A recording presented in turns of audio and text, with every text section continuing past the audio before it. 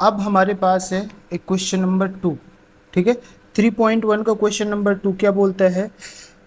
On the comparing the ratio A1 A2 B1 B2 and C1 C2, find out whereas lines representing the following pairs of linear questions intersect at point are parallel or not। ठीक है, ये parallel और coincident. तो parallel और coincident कब होते हैं? मैंने आपको बताया था इंट्रोडक्शन में कि जब हमारा A1 A2, इसको हम यहाँ पे फाइंड आउट करते हैं, ठीक है। फिर देखते हैं इसको क्या। तो ये हो जाएगा हमारा, इसको एक क्वेश्चन नंबर दे देते हैं 1, इसको एक क्वेश्चन नंबर दे देते हैं 2, ठीक है ना। एक क्वेश्चन नंबर 1 और 2। तो हमारे पास हमको पता है कि हमारे पास स्टैंडर्ड 2 वेरिएबल इक्वेशन क्या होता है, उससे हम इक्वेशन को कंपेयर कर देंगे। तो ये हो जाएगा we know that standard 2 variable equations are, क्या होता है, a1x प्लस b1y, ठीक है। a1x plus b1y is equal to क्या हो जाएगा, plus c is equal to 0। Second हो जाएगा हमारा a2x plus b2y plus c2, ये हो जाएगा 1 इज इक्वल टू 0। जब इक्वेशन 1 और 2 को इससे कंपेयर करेंगे तो हमको पता चलेगा। जैसे कैसे कंपेयर करना है एक बार इसको देख लीजिए, ताकि आपको आने वाले इक्वेशन सारे बहुत अच्छे से कंपेयर करते बनेंगे। जैसे from equation number 1, from equation number 1, तो इक्वेशन नंबर 1 क्या है, 5x minus 4y plus 8 is equal to 0। इसके नीचे ये लिख सकते हैं a1x plus b1y plus C1 is equal to 0। And यहाँ पे क्वेश्चन नंबर 2 लिख देंगे हम। तो ये क्या है, 7x plus 6y minus 9 is equal to 0। इसको जब हम सेकेंड वेरिएबल इक्वेशन लिख देंगे तो क्या हो जाएगा, a2x plus b2y plus C2 is equal to 0। तो इस लाइन को बहुत ध्यान से देखिए आप। जब इसको कंपेयर करेंगे, जब कंपेयर करेंगे ना, तो एक्स एक्स वाला क्या हो जाएगा, कॉमन हो जाएगा, कट जाएगा, वाई वाई वाला कट जाएगा। इसी तरीके से यहाँ पे भी एक्स एक्स वाला हट जाएगा, वाई वाई वाला हट जाएगा। हमको कौन सी टर्म देखना है, कांस्टेंट। मतलब a1 की वैल्यू क्या आ गई, यहाँ से a1 की कांस्टेंट वैल्यू क्या आ गई, 5, ठीक है। b1 की क्या कांस्टेंट वैल्यू आ गई, 4। और C1 की क्या कांस्टेंट वैल्यू आ गई, C1 की कांस्टेंट वैल्यू आ गई 8, क्योंकि C1 के साथ कुछ भी नहीं है, ठीक है। अब यहाँ पे क्या है, A2 की वैल्यू क्या आ जाएगी, बोलो, ये आपको बोलना है, बोलिए। A2 की वैल्यू 7 हो गई, B2 की वैल्यू क्या हो गई, 6 हो गई, और C2 की वैल्यू क्या हो गई, -9। सिंबल के साथ बोलना है, ठीक है। मैथ्स का यही नियम है कि आपकी सारी वैल्यू सिंबल के साथ रहेंगी। अगर सिंबल के साथ नहीं बोलेंगे तो क्या हो जाएगा, गलत हो जाएगा। अब जब हम कंपेयर करेंगे इस वैल्यू को तो क्या हो जाएगा, a1 a2, तो क्या है a1 5 डिवाइडेड बाय 7, ठीक है, यही है। b1 बाय b2, तो b1 क्या है हमारा 4, और ये b2 क्या है 6, और यहाँ पे C1 निकालना है, तो C1 बाय C2, C1 क्या है 8 बाय -9। यहाँ पे हम बहुत गौर से देखेंगे तो क्या पता चलेगा कि A1 A2 does not equal है B1 B2 के। मतलब हम लिख सकते हैं A1 A2 बराबर नहीं है B1 B2 के, ठीक है ना।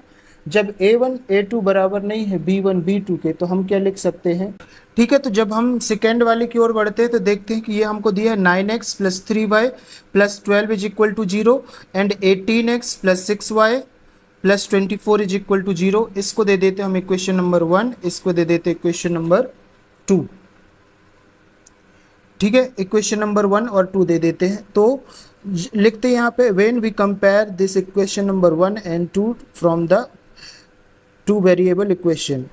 ठीक है, तो इसको कर लेते हैं when we compare equation number 1 and 2 from two variable equation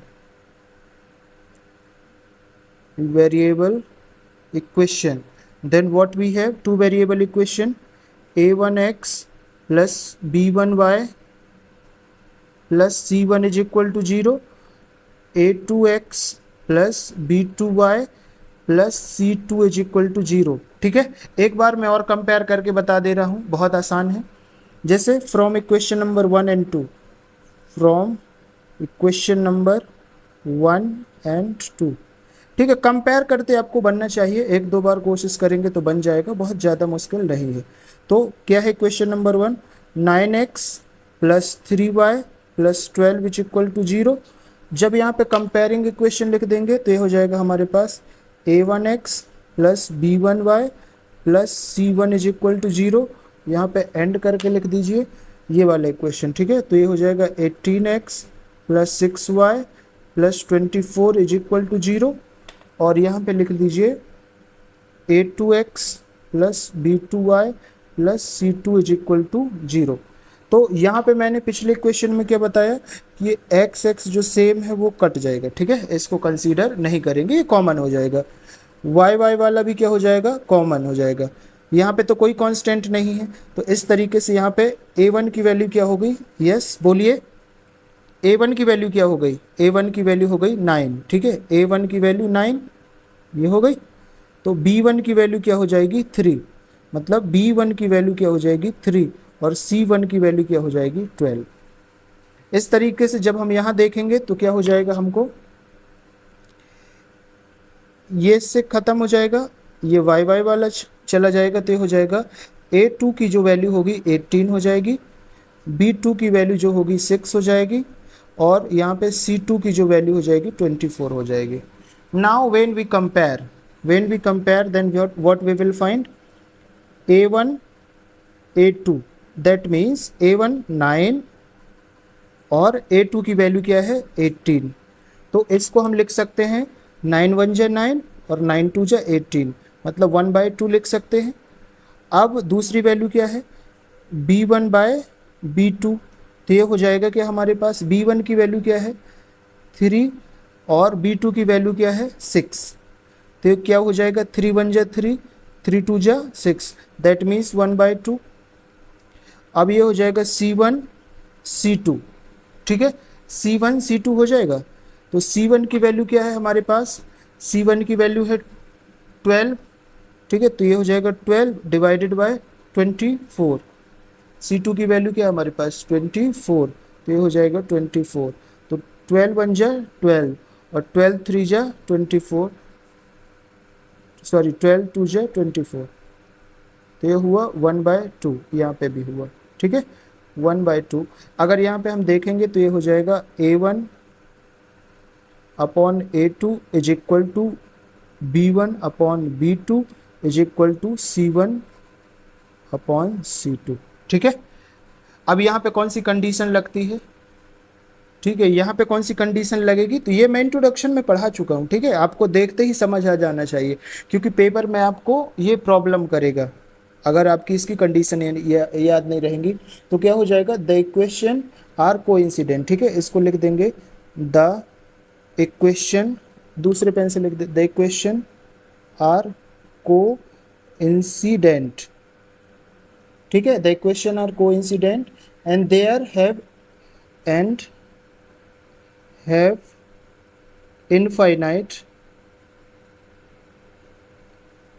infinite possible solution, infinite possible solution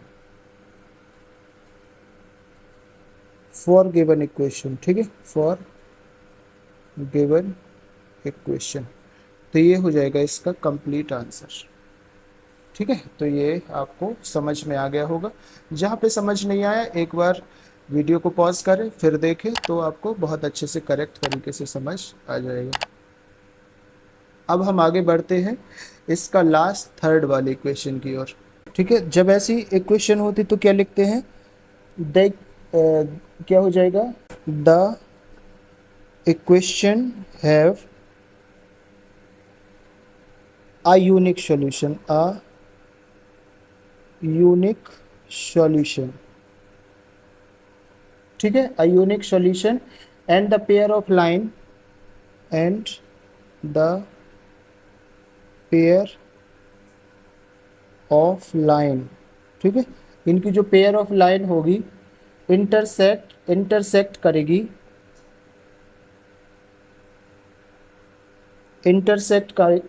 it exactly one point पर। ठीक है, तो यही इसका आंसर हो जाएगा। तो ये लाइन मैं कहाँ से लिख पा रहा हूँ, ये इसको देखना है तो आप इंट्रोडक्शन वाली वीडियो में जाइए, वहाँ पे आपको ये चीज़ पता चलेगी कि कैसे ये सॉल्व होती है। ठीक है, तो इंट्रोडक्शन के वीडियो को भी ध्यान से देखिए। अब इसका करते हैं क्वेश्चन नंबर 2 का, ये फर्स्ट तो हो गया। अब क्वेश्चन नंबर 2 का हम चलते हैं सेकंड वाले की ओर। ये हमारे पास थर्ड इक्वेशन है और थर्ड इक्वेशन को भी बिल्कुल सिमिलर उसी तरीके से करना है। ठीक है, तो ये है हमारे पास इक्वेशन नंबर 1 और इसको ले लेंगे इक्वेशन नंबर 2।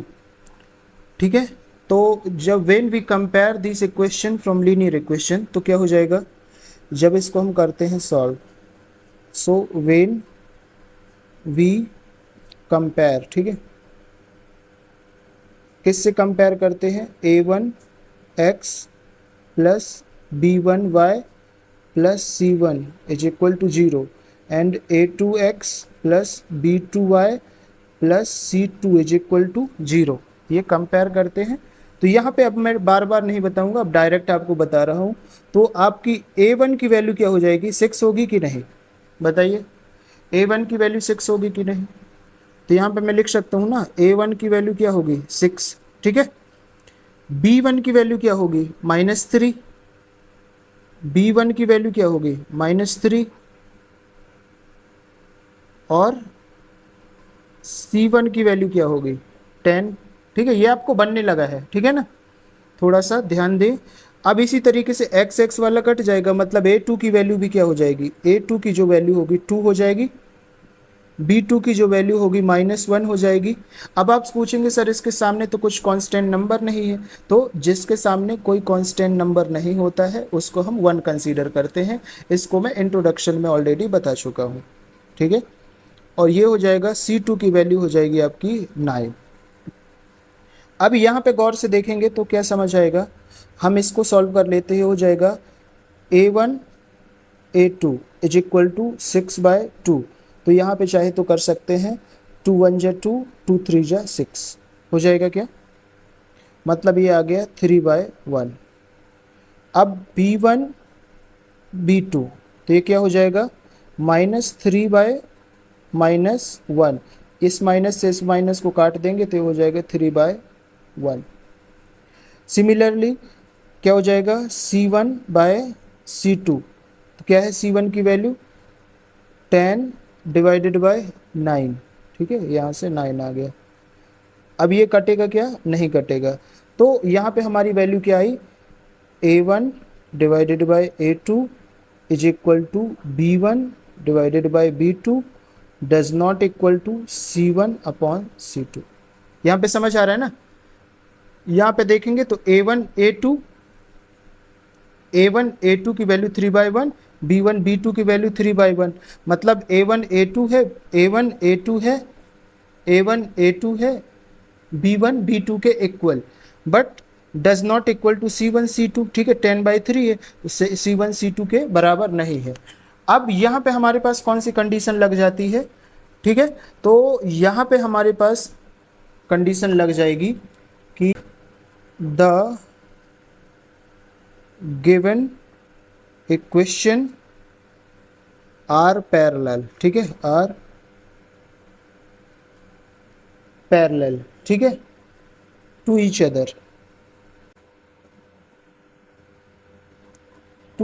ठीक है। And parallel to each other. और जब पैरेलल होंगे तो इसकी जो लाइन रहेंगी वो कभी भी इंटरसेक्ट नहीं करेंगे, तो क्या लिख सकते हैं, and line will never intersect to each other,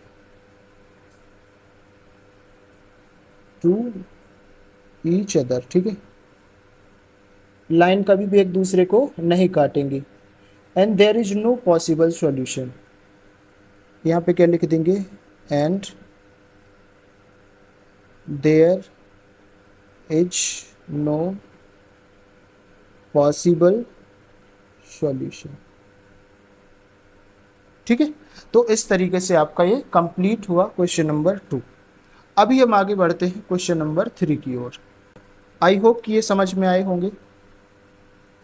अगर समझ में आ रहे हैं तो वीडियो को लाइक करें, चैनल को सब्सक्राइब करें, ठीक है, और भी दोस्तों तक भेजें ताकि बाकी लोग भी वीडियो से कनेक्ट हो सके। चैनल को सब्सक्राइब करें ताकि जब भी वीडियो डाला जाएगा आपको अपडेट मिलते रहेंगे, ताकि आप टाइम से सारी मैथ्स को सॉल्व करें बहुत अच्छे तरीके से, क्योंकि इस बार हमको 95% लाना है।